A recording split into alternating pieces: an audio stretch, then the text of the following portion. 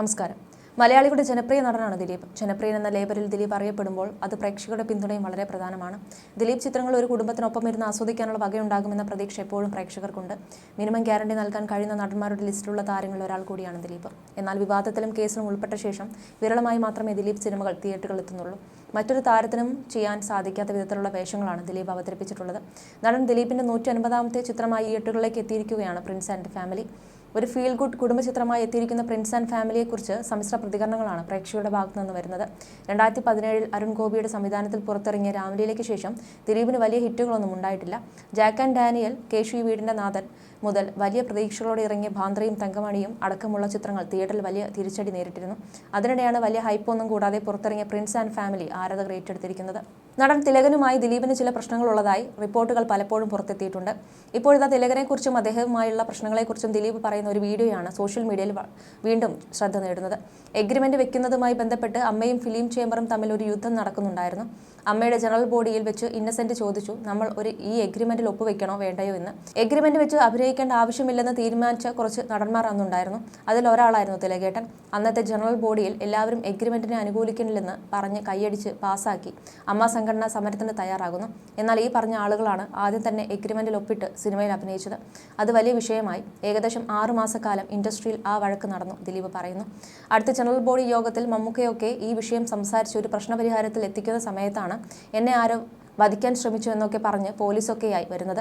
ആ സംഘടനയിലുള്ള എല്ലാവരും അദ്ദേഹത്തിൻ്റെ മക്കളെ പോലെയുള്ള ആളുകളാണ്. അദ്ദേഹത്തോട് മമ്മൂക്കയാണ് സംസാരിക്കുന്നത്. നിങ്ങളുടെ മക്കളാണ് ഞങ്ങൾ, അച്ഛനാണ് എന്നൊക്കെ സംസാരിച്ച് മമ്മൂക്ക കരഞ്ഞുപോയി. അപ്പോൾ തിലകേട്ടൻ ചാടി എഴുന്നേറ്റ് പറഞ്ഞു, ഇത് കള്ളക്കണ്ണീരാണ്, ഞാൻ ആരെയും വഞ്ചിച്ചിട്ടില്ലെന്ന്. ആരും മിണ്ടാതിരിക്കുകയാണ്. എനിക്ക് ആ സമയത്ത് വലിയ വിഷമമായി. ഞാൻ അവിടുന്ന് ചാടി എഴുന്നേറ്റ് തിലകേട്ടൻ്റെ അടുത്ത് കൈ ചൂണ്ടി ഞാൻ സംസാരിച്ചു. നിങ്ങളാണ് തെറ്റ് ചെയ്തത്. നിങ്ങളുടെ മകനായി അഭിനയിക്കുമ്പോൾ ഞാൻ അച്ഛ എന്ന് വിളിച്ചിട്ടുള്ളത് മനസ്സറിഞ്ഞുകൊണ്ടാണ്. നിങ്ങൾ തെറ്റ് ചെയ്തു. അതിന് ആ വലിയ മനുഷ്യനെ പറയരുത് എന്ന് തുടങ്ങി എന്തൊക്കെയോ പറഞ്ഞു. ഞാൻ എന്തൊക്കെ പറഞ്ഞു എന്ന് എനിക്ക് ഓർമ്മയില്ലെങ്കിലും തിലകേട്ടൻ എന്നെ അടിമുടി നോക്കിയ നോട്ടം ഇപ്പോഴും എനിക്ക് ഓർമ്മയുണ്ട്. അപ്പോഴാണ് ഞാൻ കൈ ചൂണ്ടിയത് പോലും നോക്കുന്നത്. എന്താണ് സംഭവിച്ചതെന്ന് മനസ്സിലായില്ല. പൊന്നമ്മ ചേച്ചിയൊക്കെ വന്ന് നിന്റെ ഇങ്ങനത്തെ മുഖം ആദ്യമായിട്ടാണ് കാണുന്നതെന്ന് പറഞ്ഞു. എനിക്ക് പെട്ടെന്ന് ഭയങ്കര വിഷമമായി. തിലകേട്ടനെ പോലെയുള്ള ഒരാളോട് അങ്ങനെ പറയാൻ പാടില്ലായിരുന്നുവെന്ന് ആ രാത്രി ഞാൻ ആലോചിച്ചു. സ്നേഹം കണ്ടാണോ ന്യായത്തിൻ്റെ പുറത്താണോ എന്നൊന്നും അറിയില്ല. അതിനുശേഷം പിന്നെയും ഞാൻ അദ്ദേഹത്തോട് പോയി സംസാരിച്ചിട്ടുണ്ട്. ഒരു പരിപാടിക്ക് ഞാൻ വന്നിരുന്നത് ജയപ്രദ മാഡത്തിൻ്റെയും തിലകേട്ടൻ്റെയും നടുക്കാണ്. പെട്ടെന്ന് ഓടി വന്ന് ഇരുന്നതാണ്. കണ്ടപ്പോൾ എന്താണ് പറയുക എന്ന് ആലോചിച്ചു. ഞാൻ ഇന്ത്യ റുപ്പി കണ്ടു. ചേട്ടൻ ഗംഭീരമായിട്ടുണ്ടെന്ന് പറഞ്ഞു. താങ്ക് യു എന്നായിരുന്നു അദ്ദേഹത്തിൻ്റെ മറുപടി. അദ്ദേഹത്തിൻ്റെ ആ അഹങ്കാരം നമുക്ക് ഇഷ്ടമാണ്. അദ്ദേഹം വലിയ നടനാണ്. അദ്ദേഹം എന്ത് പറഞ്ഞാലും നമുക്കൊരു പ്രശ്നവുമില്ലെന്നുമാണ് ദിലീപ് വീഡിയോയിൽ പറയുന്നത്. അത് കഴിഞ്ഞ് അമ്മയുടെ പരിപാടി നടക്കുമ്പോൾ ചേട്ടാ വാ എന്ന് ഞാൻ പറയുമ്പോൾ നീ പോടാ എന്ന് പറഞ്ഞ് കൈ തട്ടിമാറ്റും. ഞാനും സിദ്ദിഖയും അത് പറഞ്ഞ് ചിരിക്കുമായിരുന്നു. അത്രയേ ഉള്ളൂ. തിലകൻ ചേട്ടൻ എന്ത് പറഞ്ഞാലും നമ്മൾ ആ ആംഗിളിലേ കാണുകയുള്ളൂ. നമുക്ക് ഒരുപാട് ഇഷ്ടമുള്ള, എടുത്തു പറയാൻ പറ്റുന്ന ലെജൻഡാണ്. അദ്ദേഹത്തിൻ്റെ ഒപ്പം അഭിനയിക്കാൻ സാധിച്ചത് ഭാഗ്യമാണ്. ആദ്യമൊക്കെ അദ്ദേഹത്തിൻ്റെ അടുത്തേക്ക് പോകാൻ മടിയായിരുന്നു. ഞാനും മണിയും മാറി നിൽക്കുമായിരുന്നു. വരൂ എന്ന് പറഞ്ഞ് ഞങ്ങളെ അടുത്തേക്ക് വിളിച്ചു. പിന്നീട് തമാശകളൊക്കെ പറഞ്ഞ് ഭയങ്കര സൗഹൃദമായി മാറി. പഞ്ചാബ് ഹൗസിലൊക്കെ രസകരമായ ഒരുപാട് മുഹൂർത്തങ്ങളുണ്ടെന്നും ദിലീപ് പറഞ്ഞു. ദിലീപ് വിഷമാണെന്നാണ് പണ്ടൊരു അഭിമുഖത്തിൽ തിലകൻ പറഞ്ഞിരുന്നത്. തൻ്റെ അനുഭവത്തിൽ നിന്നാണ് അങ്ങനെ പറഞ്ഞതെന്നും തിലകൻ വ്യക്തമാക്കിയിരുന്നു. അമ്മ എന്ന സംഘടനയോട് എനിക്ക് ബഹുമാനമാണ്. അമ്മയ്ക്കെതിരെ ഒരിക്കലും ഞാൻ സംസാരിച്ചിട്ടില്ല. പക്ഷേ അമ്മ എന്ന സംഘടനയിലെ എക്സിക്യൂട്ടീവിൽ ഇരിക്കുന്ന ചില അംഗങ്ങൾ ചെയ്യുന്ന പ്രവൃത്തികൾ ഒരു മാഫിയ ചെയ്യുന്നതിന് സമാനവും തീവ്രവാദപരവും വളരെ മോശവുമാണെന്നും തിലകൻ അന്ന് തുറന്നടിച്ചു. മറ്റൊരു അഭിമുഖത്തിൽ മീശമാധവനിൽ അഭിനയിച്ച പ്രധാന നടൻ എൻ്റെ ശത്രുവാണെന്നും തിലകൻ പറയുകയുണ്ടായി. പക്ഷേ ആ ചിത്രം നിർമ്മിച്ച സുബൈറുമായി എനിക്ക് നല്ല ബന്ധമാണ്. എന്നെ അച്ഛനെ പോലെയാണ് കാണുന്നത്. ക്രിസ്ത്യൻ ബ്രദേഴ്സ് എന്ന ചിത്രം നിർമ്മിച്ചതും സുബൈറാണ്. ഈ ചിത്രത്തിന് വേണ്ടി എൻ്റെ 25 ദിവസം കരാർ ചെയ്ത് അഡ്വാൻസ് വാങ്ങിയിരുന്നു. മോഹൻലാലിൻ്റെയും ദിലീപിൻ്റെയും ഒക്കെ അച്ഛനായിട്ടാണ് അഭിനയിക്കേണ്ടതെന്നും ചേട്ടനല്ലാതെ മറ്റൊരു ഓപ്ഷനില്ല എന്നും സുബൈർ പറഞ്ഞു. എന്നാൽ പിന്നീട് ഈ ചിത്രത്തിൽ നിന്നും എന്നെ ഒഴിവാക്കി. അമ്മ എന്ന സംഘടന ഇടപെട്ടാണ് ആ അവസരം ഇല്ലാതാക്കിയതെന്നും തിലകൻ ആരോപിച്ചിരുന്നു. മലയാള സിനിമയിലെ താരസംഘടനയായ അമ്മ വിലക്കിയപ്പോൾ നാടകത്തിൽ അഭിനയിക്കാൻ തയ്യാറായ തിലകന് വേണ്ടി നാടക സമിതി ഉണ്ടാക്കിയത് സുഹൃത്തും നാടക കലാകാരനുമായ അമ്പലപ്പുഴ രാധാകൃഷ്ണനാണ്. തിലകനെ ദ്രോഹിക്കാൻ മുന്നിൽ നിന്നത് ദിലീപാണെന്നും മമ്മൂട്ടി, മോഹൻലാൽ ഉൾപ്പെടെയുള്ള സൂപ്പർ താരങ്ങളും തിലകനെതിരായിരുന്നുവെന്ന് രാധാകൃഷ്ണൻ വെളിപ്പെടുത്തിയിരുന്നു. തിലകനെതിരെ സിനിമയിലെ മാഫിയ സംഘം നിലനിന്നിരുന്നു. വലിയ മാനസിക പീഡനമാണ് ആ മഹാനടൻ അനുഭവിച്ചത്. കൂളിംഗ് ഗ്ലാസ് മാറുന്ന ഒരു നടനും തിലകനെ വേട്ടയാടി. പേര് പറയില്ല, കൂളിംഗ് ഗ്ലാസ് മാറുന്ന നടൻ എന്നായിരുന്നു തിലകൻ പറയുക.